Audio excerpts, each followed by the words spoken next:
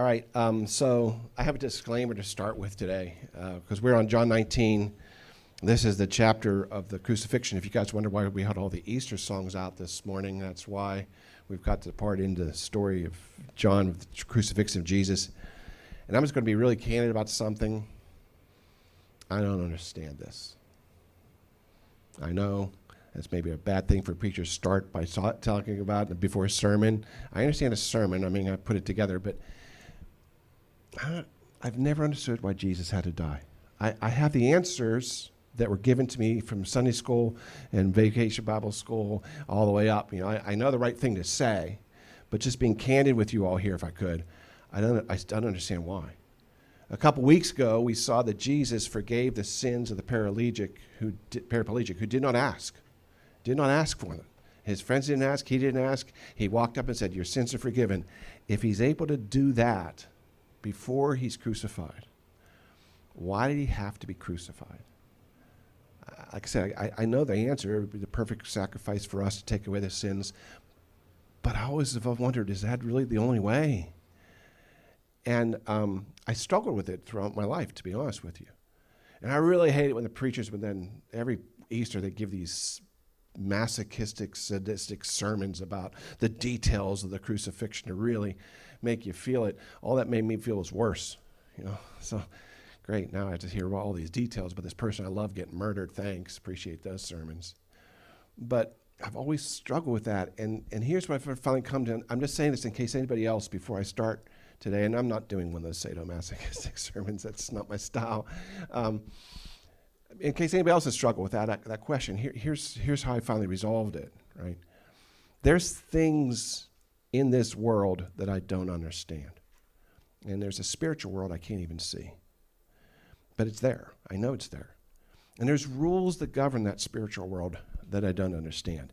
I don't even understand the full impact of sin in this world because I've always lived in a sinful world. I never saw a world without sin. So I don't even know what that looks like. I only know the experience of life I've lived, right? And so I recognize that there's things I can't see, and I also recognize that God the Father knows all things.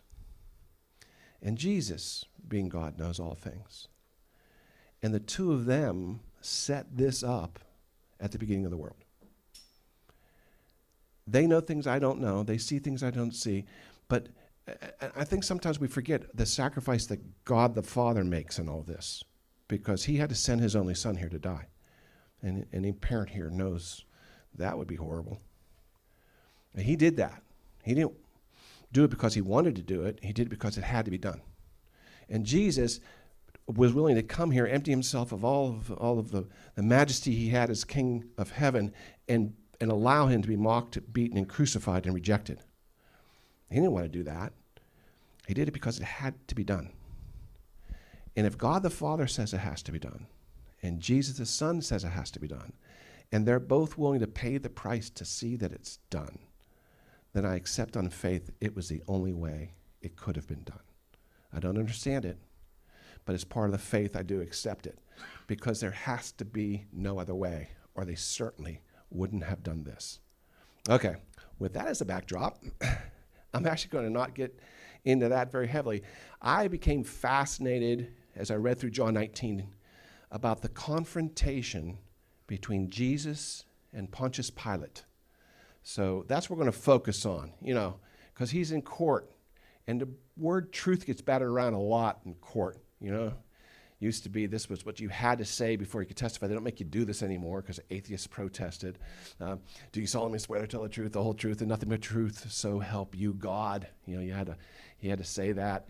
And so you're in a court, and you're going to tell the truth, the whole truth, and nothing but the truth. But what about... You can't handle the truth. What if you can't handle the truth, right? What about that?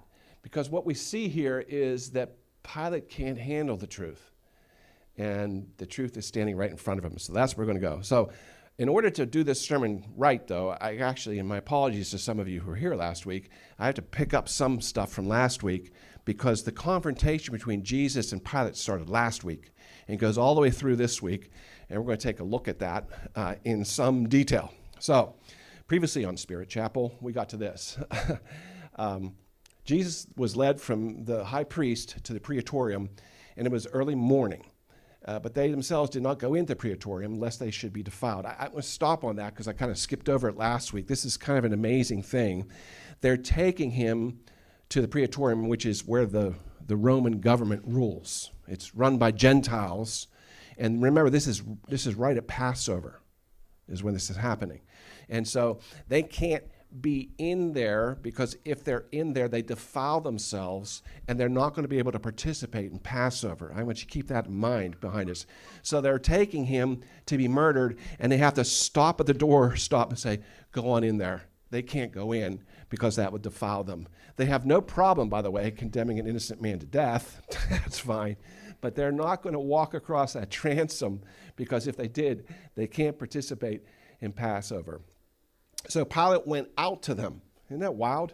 I missed all that, but so Jesus is being taken there, bound up, and Pilate, the Jews are here, has to go outside to them because they won't come in. You can see him kind of backing off, like he has the cooties or something. I don't know if they still do cooties in school, but we used to have a spray against cooties in school. But they backed up. They can't touch him. They can't be touched or else they're going to be defiled here. He went out and says, okay, what accusations are you bringing against this man?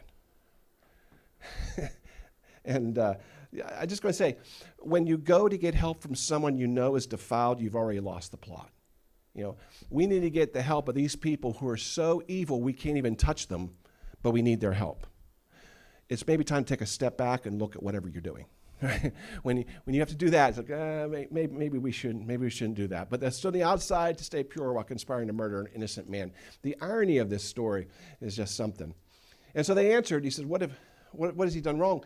And what's your charges? And they don't even answer him. Says, look, we wouldn't have brought him if he hadn't done something. Because the reality is he hasn't broken any Roman law. They have no right to even bring him to the Roman government. He's done nothing wrong. He hasn't broken any Roman law. So they kind of, he's done stuff. You know, he's a bad guy. We wouldn't have brought him otherwise. And so he says, well, then you take him in judgment according to your law.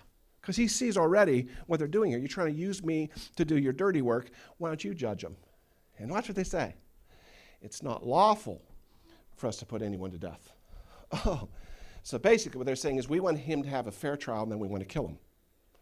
Some fair trial, right? So Pilate goes back in now and he called Jesus. He says, are you the king of the Jews? And watch Jesus says, you speaking for yourself or did others tell you that? It's like, let's be honest with each other. You're not really asking me because you think I'm the king of the Jews. You were told to ask me if I'm the king of the Jews. And he says, am I a Jew? I don't know. Your own nation and your chief priests have delivered you to me. That's all I know. They wouldn't even tell me. Now, the reason why he asks him, are you king of the Jews, is because there can be no king but Caesar. And if he proclaims himself a king, that is punishable by death in the Roman Empire. Because they didn't want anybody raising up of an army and coming into rebellion, and the Jews were real good at that. And so that's why he's asking him. So he says, are you the king of Jews? This is where the whole thing starts. And then Jesus says this, which was not an answer he was expecting. My kingdom is not of this world. If my kingdom were of the world, he's going to prove his point, if my kingdom were of this world, my servants would be fighting that I wouldn't be delivered to the Jews. But now my kingdom is not from here. So he doesn't answer the question, by the way. He says, my kingdom is not here. Pilate doesn't know what to do with this. Now, he's put down people before who pretended to be kings to raise up an army and a rebellion. They've done that. They've done that more than once. He's used to crazies sitting in his place pretending to be king or whatever else. But Jesus isn't crazy. He's calm, he's collected, and he tells him something he'd never even considered before, that there's a kingdom that exists that isn't here. So he comes back and just, I'm trying to get an answer that I can use here.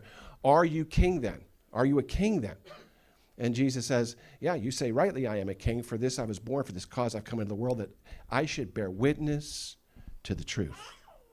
I've come here to tell the truth. That's why I'm here. I'm a king who came here to tell the truth. And then he says, everyone who hears the truth hears my voice. If you're listening for the truth, you'll hear me. And then Pilate says this really strange verse here. He says, what is truth? And he doesn't wait for the answer. So what's truth? I don't even know what truth is. See, in his courtroom, truth doesn't exist. In his courtroom, truth is manipulated all the time. There's no truth. There's only what can be proved, what can't be proven. In fact, there's only what the rich people can get done, really. It's a corrupt system. Truth. What's truth? I don't even know what truth is. But he doesn't wait. He walks back out, but watch what he says. He walks back out to Jesus, and who's still waiting outside, waiting to see what happens. He walks back out and says, I find no fault in him at all. He hasn't broken any Roman laws. I don't know what he's doing here. But it's interesting the way he phrases it. I find no fault in him at all. Well, of course, because Jesus was perfect and hadn't committed any sins. Okay, now we're moving on to chapter 19. What happens then is that he says, look, I give you guys one free one at Passover time. Why don't you take him? They said, no, give us Barabbas. And that's how that happens. Okay, so now we're going to pick it up. He comes back in again, right? And Pilate took Jesus and scourged him. That's being whipped. That's being whipped with a cat of nine tails that has rakes on it. It's not a small thing. It's bad. That's all I'm going to tell you. Look it up if you want to see the pictures. It's bad. It's painful. It's bad. Why is he doing it? He just said, I find no fault in him. Why is he now coming back and saying, okay, whip him?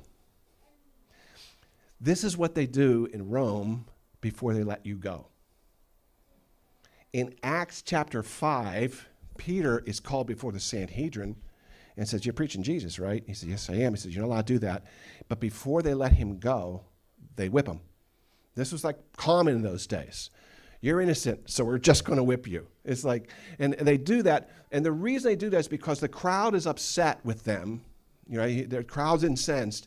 So you can't just let him go and you can have a riot on your hands. So what they've discovered is if you beat them bloody, and the crowd sees them, they go, okay, that's good enough, and they'll go home.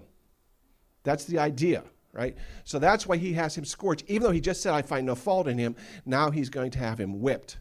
And his soldiers take this crown of thorns and put it on his head. He doesn't tell them to do that. Puts on a purple robe to mock him. They say, here he's King of Jews. They struck him with their fists.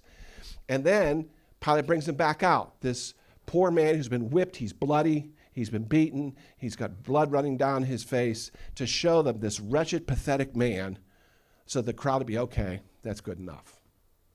He says, behold, I am bringing him out to you, that you may know I find no fault in him. Now he's getting ready to let him go. I find no fault in him, but I beat him just because you guys said so you won't feel like you wasted your time. And Jesus came out wearing the crown of thorns, and Pilate says, behold the man. The chief priests and officers who saw him cried out, saying, crucify him, crucify him. This isn't enough. We want him crucified. He said, you crucify him. That's a sarcastic comment, by the way. They weren't allowed to crucify anybody. That's why they're here to get. He said, you crucify him. I find no fault in him. I'm not going to do your bidding. And the Jews said, we have a law. And according to the law, he must die. Okay? But that's not Roman law. This is Pilate's issue. But then they say this. He made himself the Son of God. And I want you to see there's a shift that happens in Pilate now. This is scary. This scares him. He says he was more afraid. He was more afraid because he says he's going to be the Son of God. And he goes running back in. He says, where are you from? He never asked that question before. He asked me if he was a king. He says he's from a different kingdom. Now he wants to know what that kingdom is. That's a good question. You said you're from another kingdom. Where are you from? Where are you from? And the amazing thing is, Jesus says nothing at all. Why? Why wouldn't Jesus speak now? He answered him before. They had a conversation before. But now he comes back in with a really good question, the one that really matters. Where are you from? And Jesus says nothing. We don't know, by the way. I can't tell you. I don't know what was in Jesus' heart and mind at the time, but I'll tell you what I think it is. Back in my former days, my other life before I was a preacher, I was a sales engineer, and we used to go around. We were technical guys, but we helped people sell. And there's one guy that I knew named Tony. He was a big Italian guy, real big, friendly Italian guy, but he was big. He was a big dude. And when he wasn't working for us, this is really strange to me, as a computer tech guy, he was a bouncer at a bar on the weekends because he's so big.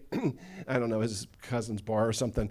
And he was real friendly. So when he came in, he always got to know the people, especially like he thought would be the troublemakers, kind of be friendly with them. Hey, how you doing? I'm Tony, and everything. They talk. Because then when they started creating trouble later, it was easier to get them to shut up. Hey, guys, come on back down, or I'll have to throw you out.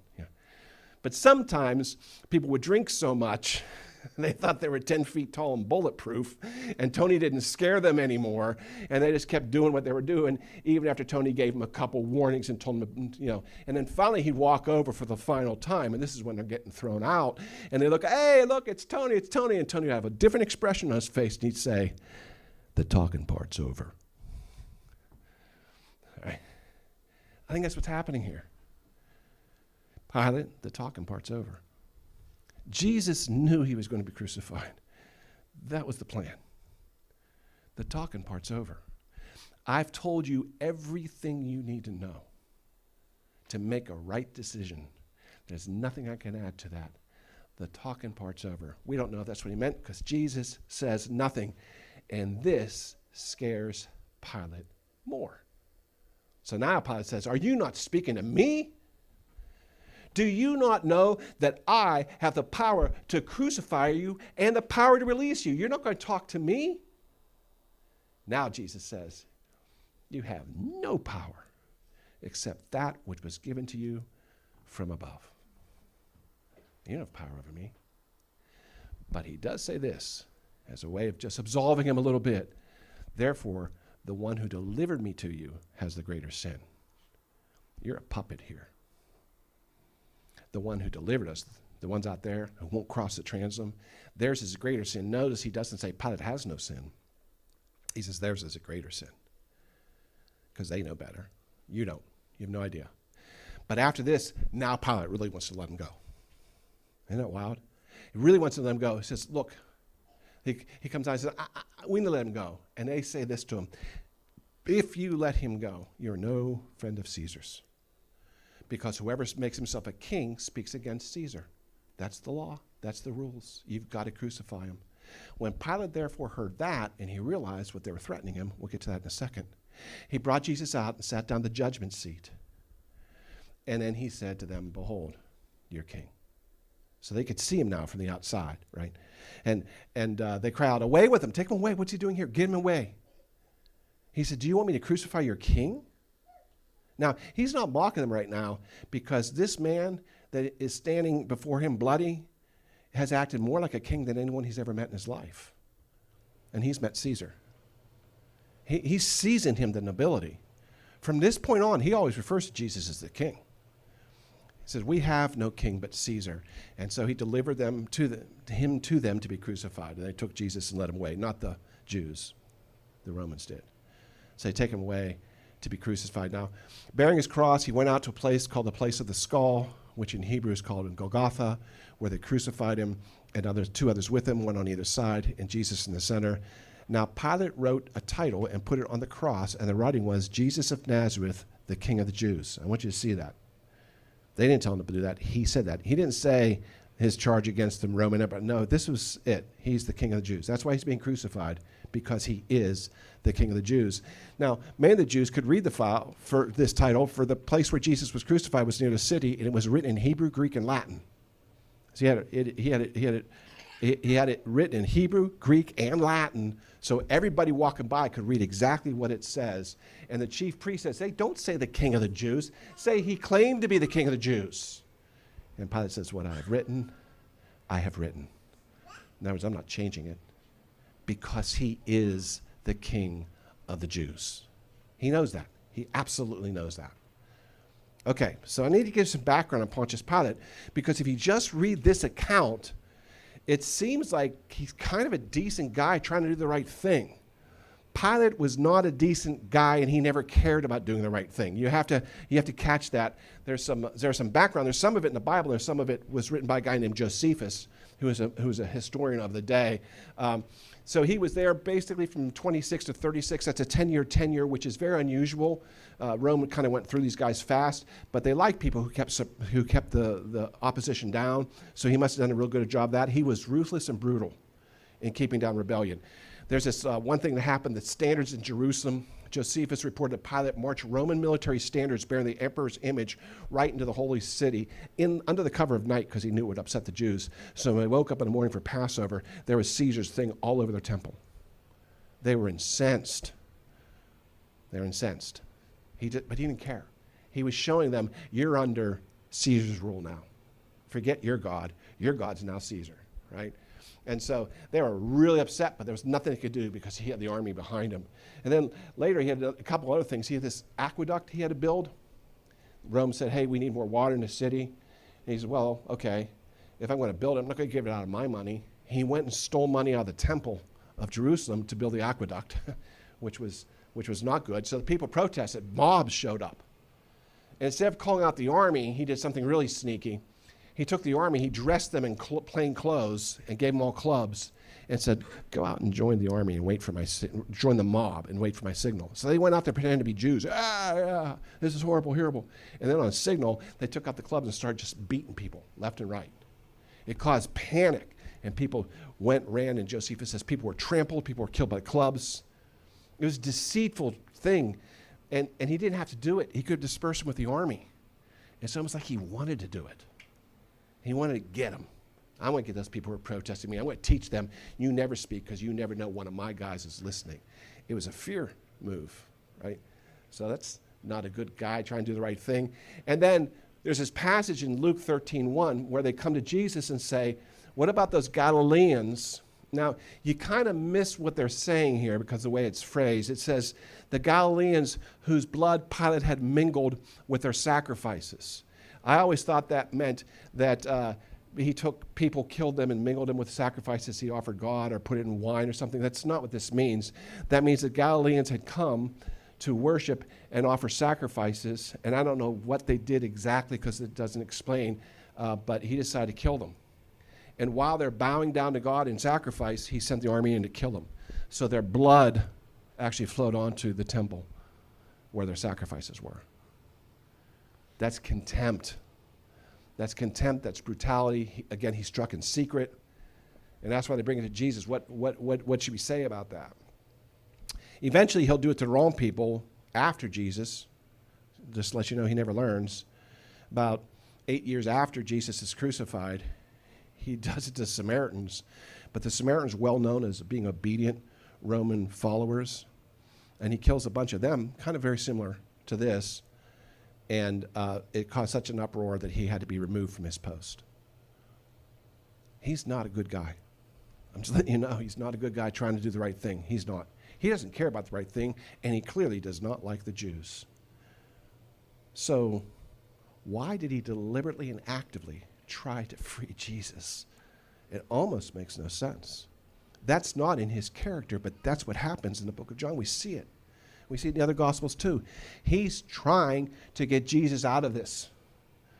What does he care? One more Jew, he's killed a lot of them. Why? What happens? Well, let's take a look again at this whole confrontation because it kind of shows us a little bit as it goes there. And the first thing it is when he says, my kingdom's not from here, he says, are you a king then? He's trying to get him to say that you are a king so I can crucify you. That's what he's trying to do, as I said. But what he doesn't realize is this whole situation that Jesus was watching play out had been prophesied 600 years earlier. 600 years ago, this whole thing was prophesied. Of course, Pontius Pilate wouldn't know that, but the Hebrews should have. I'm going to show it to you. It's in the book of Daniel. In the book of Daniel, Nebuchadnezzar, who's the king of Babylon, has this dream. And his dream is this big statue. And it starts up top with the head, it's gold, and then it goes down from there, and it moves into silver, and then to bronze, and finally to iron, and the iron legs are on it, and then it has feet of clay. And a rock breaks the clay and the whole thing tumbles down. And he knows it's a prophetic dream. He doesn't understand it. And so he comes to Daniel and says, what does this mean? What is this? And he says, well, actually, God's telling you what's going to happen to your kingdom and the kingdoms that come after it. Again, this is almost exactly 600 years before Jesus. He says, listen, while you were watching, a rock was cut out. Watch these words. But not of human hands. A rock. A cornerstone. That's not made with human hands. It's the picture of the Messiah. It is the rock upon which the church is built. It's Jesus himself. That's what this is prophesying. A rock was cut out, but not by human hands, and it strikes the statue in his feet of iron and clay and smashes them. And the whole thing tumbles down. Then the iron, the clay, the bronze, the silver, and the gold are all broken to pieces and became like chaff to the threshing floor in the summer. The wind swept them away without leaving a trace. But the rock that struck the statue became a huge mountain and filled the whole earth. This is what's going on in Pontius Pilate's courtroom. The empire of iron and clay is Rome. If you follow down the progression here, that's Rome, and that's what the prophecy is telling us. It's telling us that the head of gold's Babylon, that's Nebuchadnezzar. Then come the chest of the arms of silver, that's the Persian Empire, which will rise up after that. Then the thighs of bronze, that's a Greek empire. But the legs of iron, and it's interesting because that's split. If you look at the statue, this is the first part that's split, and Rome will split in two parts during the days of Constantinople. That's the Roman Empire. But what happens to the Roman Empire? The rock not made by human hands will crush it. It'll come and crush it. See, Jesus' kingdom is the rock that human hands did not make. So when he's standing there and saying, you're looking at the kingdoms, there's another kingdom coming. There's never been an empire after the Roman Empire. It will be destroyed. And a new empire will grow, and that's the empire of Jesus Christ.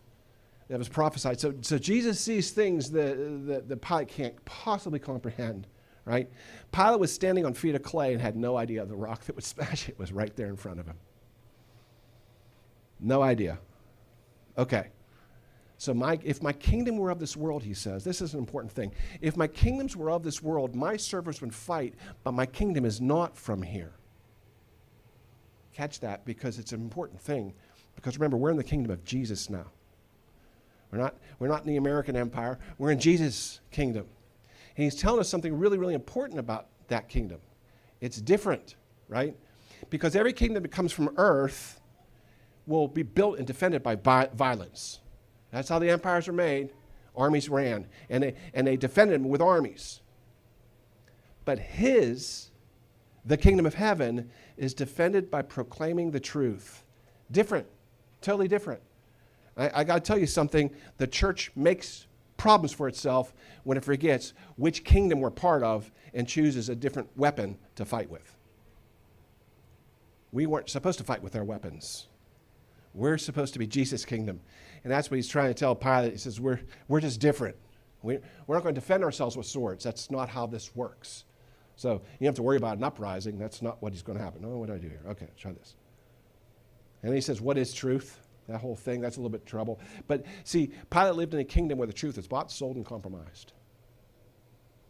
And because of that, he had no idea of the power of the truth that was standing right in front of him. He doesn't see it. That man standing in front of him can set him free. Can set him free from the bondage of sin, all the fears he has, and everything, not just in the earth to come, but the earth that's here.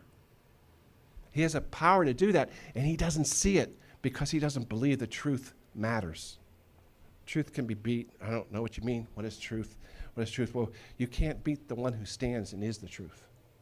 And he just doesn't get that, right? But then when the Jews say he made himself a god, that's when Pilate gets scared, right? Why? Why does he have the Son of Man declare? Look, in Pilate's era, the Son of God wasn't weird. They were a polytheistic society. They had all kind of gods.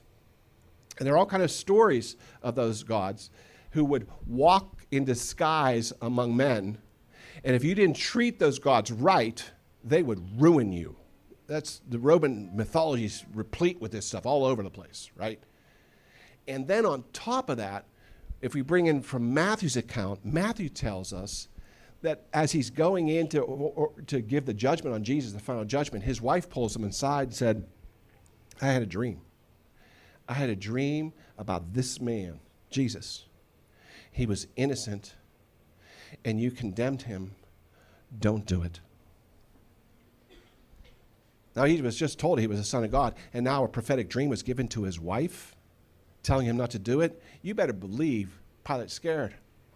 He's sensing suddenly that there's something supernatural happening in his courtroom. He's never seen that before. He's always been in charge in his courtroom, but he's suddenly feeling like, I'm out of control in this courtroom. This is no ordinary trial. Something's happening here. Then Pilate says, when he goes back and says, where are you from? And Jesus won't tell him. He says, he gets mad. But he's almost like he's throwing a tantrum here. You've got to talk to me. This is my thing. I'm powerful here. You can almost hear it. And Jesus says, you don't have any power. Only power you have is what my dad gave you. I mean, he's right. We saw just last chapter, 600 soldiers went to pick him up, and all he did was said, I am, and they fell over. If you could knock off 600 with that, can you imagine what he could do if he said a whole sentence? Not to mention the fact he still commands the angel armies. He could call them down. One angel wiped out an entire battalion in the Old Testament. Imagine what 10 could do. It's kind of funny in a way that Pilate, sitting in this kingdom of iron that's going to be destroyed, is jumping up and down, telling the one who made the universe, do you not know I have power over you? Okay, I made the sun with my word. What's your power? You know, it's almost hilarious in a way, but Pilate doesn't see that because he's blinded to the truth. But I need to show you something. God's trying to tell him the truth. Jesus told him everything he needs to know. And then God actually reaches out supernaturally to his wife and makes sure that that message gets to him before he offers a verdict. What's going on here? Is God trying to sabotage his own plan of salvation? You need to look at that, because actually what you're seeing here is a perfect example of how life is. It was prophesied that Jesus would be crucified. When that prophecy was made, God knew exactly the choices that Pilate was going to make, but he was free to make them. Knowing that, God still gave him every possible chance to realize the truth. Because God's cool like that. And because when he stands before God in Judgment Day, he'll have no excuse. His choices were his, but God gave him every chance not to do it. He can give us free will and still stay in charge of events. It's how it works. So that's what happens. He gives them all the answers, everything he possibly could use, right? And Pilate's not used to this. He's used to prisoners groveling before him. Man, just threatening crucifixion could unnerve people. No one wanted to go through that. And yet, here is somebody who doesn't care. He's not afraid of him at all, and that makes him realize he has absolutely no power here. He thinks he's the landlord, and he realizes, I'm just the tenant here. I don't have any authority. I don't have any power, and it is unnerving him. Now I want to talk about this one phrase here, this when he seeks to release him, and he goes, look, I'm not going to crucify this guy. That's just not going to happen. Then did you say, you know what? Then you're no friend of Caesar's. That's actually a Roman term. There's a phrase that's used there that was part of Roman law. They're telling him, if you don't, we're going to go tell Caesar on you. And he is not going to be happy to hear that you let somebody proclaim themselves to be king gone. This is amicus Caesaris, the friend of Caesar. It's a formal status of imperial favor. That's why he had power here, was because he had Caesar's blessing. That's how they would do that, right? But if they lodged this complaint to Tiberius, he could be removed from power. That's what tips him over. He knows the right thing to do, but he realizes the Jews are saying, oh yeah, we're going to go tell Caesar on you, and he's not going to be happy to hear that you let somebody who proclaimed himself to be king go. We're going to tell him. And he's going to take your power away.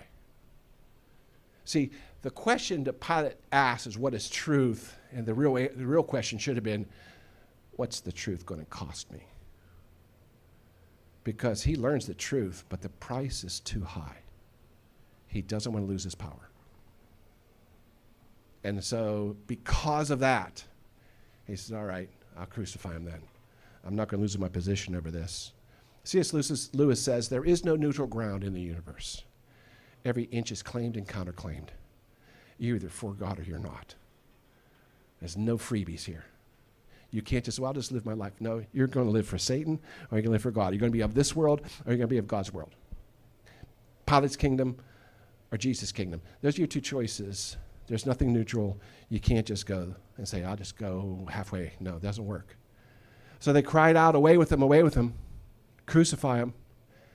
And Pilate says, you want me to crucify your king? Because again, he knows he's a king by this time.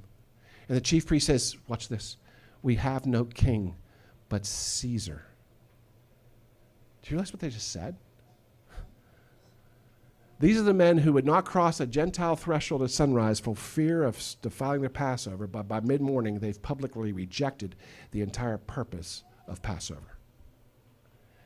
You all know, right? We've all been to Passovers. Passover is a festival of people who have no king but Yahweh, and the celebration of the God who broke Pharaoh so his people would serve no throne but his, and the chief priests of that God on the morning of that feast stand in a Roman courtyard and pledge allegiance to Pharaoh's successor. Isn't that ironic? But they consider themselves good Jews. We didn't cross the threshold. We're not undefiled. We went ahead and we pledge our allegiance to a different king, sure. Way back in Samuel, God tells Samuel, look, hear the voice of the people, give them their king, for they've not rejected you, but they've rejected me, that I should not reign over them. This has been brewing in Jerusalem for a long time. But listen, Pilate is not the villain here. He's the mirror. He's the world. He represents exactly what the world does. And we have to be careful that we don't follow this pattern. Because if you look at Pilate and if you kind of follow this whole thing here, you'll see something. You'll see he sees the truth, but he will not submit to its authority. He recognizes innocence, but he permits injustice because stopping it's just too expensive. And he knows that Jesus is something more, but he refuses to follow the trail of it because he sees it leads him away from power. And he's not want to lose that. And there's a lot of people in this world that are the same way. They kind of see the truth, but I'm not submitting to the authority of it. They recognize injustice and everything, but the cost is too high. The cost of truth is too high. I'm not going to follow that. And I don't want to lose my stuff on earth. I want to keep it too. And so they go down that path instead. Pilate is the patron saint of almost. Intrigued, unsettled maybe, half convinced, but still fully unwilling. Do you know someone like that? Matthew tells us he calls for waters and washes his hands in the most futile gesture in Scripture because that doesn't do anything. By the way, that wasn't a Roman thing. It was something he came up with on a thought, I'm going to wash my hands of this. No, you're not. His sin is upon you and upon those who brought him to you. But it isn't that he crucified an innocent man. That's not his biggest problem. The biggest problem is he ignored the truth that could have saved him. Instead, he will die in his sins because he chose the wrong kingdom. Which kingdom will you choose?